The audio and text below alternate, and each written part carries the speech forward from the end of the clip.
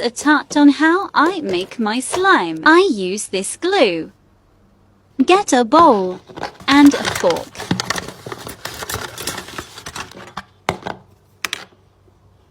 Add your glue. I usually put 4 spoons of glue.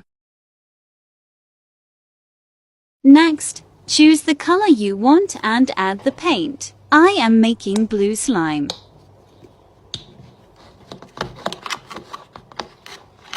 Then mix it.